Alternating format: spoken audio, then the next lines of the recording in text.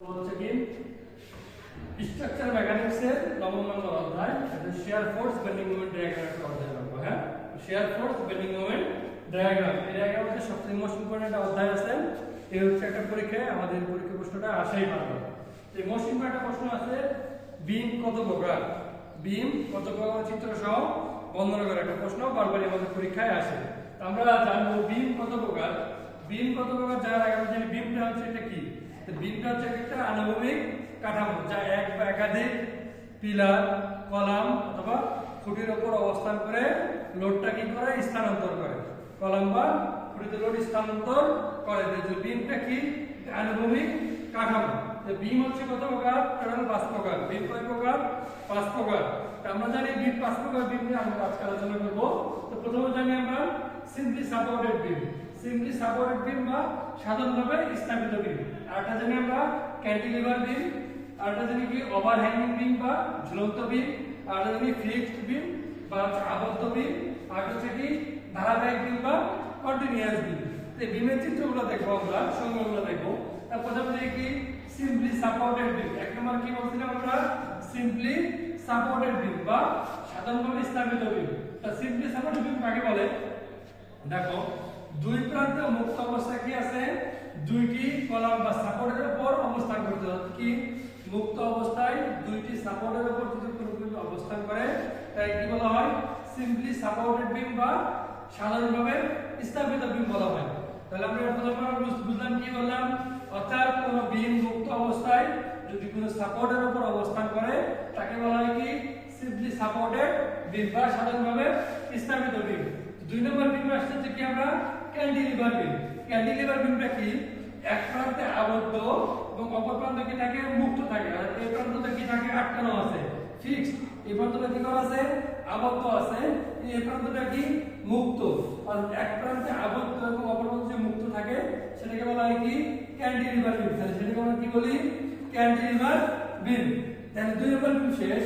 তিন নম্বর বিম আমরা কি বলছিলাম? ওভারহ্যাঙ্গিং বিম বা ঝুলন্ত বিম। ওভারহ্যাঙ্গিং বিম বা ঝুলন্ত বিম। তো ঝুলন্ত বিমটা হচ্ছে কি? দেখো, আমরা দুটো ফিগার আঁকেছি এখানে। অর্থাৎ এক প্রান্তে সাপোর্টের উপরে অপর প্রান্ত কি ঝুলে আছে, এক প্রান্তে আটকানো অপর প্রান্ত কি সাপোর্টের বাইরে, অথবা দুই প্রান্ত যদি সাপোর্টের বাইরে থাকে। অর্থাৎ কি আছে এখানে? এক প্রান্ত সাপোর্টে আছে আর এক প্রান্ত কি এই অংশটা কি সাপোর্টের বাইরে অবস্থান করতেছে। অথবা যদি কি আছে এখানে দুইটা সাপোর্ট দেওয়া আছে, আমাদের দুই প্রান্ত কি বাইরে ঝুলে আছে। অর্থাৎ এক প্রান্ত সাপোর্টের উপরে এক প্রান্ত বাইরে, অথবা দুই প্রান্ত যদি বাইরে থাকে সেটি কি বলা হয়? ওভারহ্যাঙ্গিং বিম বা হচ্ছে ঝুলন্ত বিম। চার নম্বর বিম কি আসছে আমাদের? চার নম্বর হচ্ছে ফিক্সড বিম। ফিক্সড বিম মানে আবদ্ধ বিম। আবদ্ধ বিমটা কি? দেখেন, আমাদের দুই প্রান্তে কি আছে? আবদ্ধ, আটকানো আছে। অর্থাৎ কলাম দিয়ে অথবা ওয়ালের সাথে কি করে আটকানো আছে? দুই প্রান্তই আটকানো আছে। দুই প্রান্ত যদি আটকানো থাকে তাহলে কি বলে আমরা? ফিক্সড বিম বা হচ্ছে আবদ্ধ বিম। এখন আছে কি আছে? কন্টিনিউয়াস বিম বা ধারাবাহিক বিম। ধারাবাহিক বিম হচ্ছে দুই প্রকার। একটা হলো সেমি কন্টিনিউয়াস অর্থাৎ অর্ধ ধারাবাহিক বিম, আর একটা হলো ফুললি কন্টিনিউয়াস বিম অর্থাৎ সম্পূর্ণ অবিচ্ছিন্ন বিম। একটা হলো কি অর্ধ বিচ্ছিন্ন বিম, আর একটা হলো সম্পূর্ণ বিচ্ছিন্ন বিম। অর্থাৎ অর্ধ ধারাবাহিক বিম আর একটা ফুললি ধারাবাহিক বিম। অর্থাৎ কি দাঁড়াচ্ছে? দেখো, ফুল সেমি কন্টিনিউয়াস বিম কি?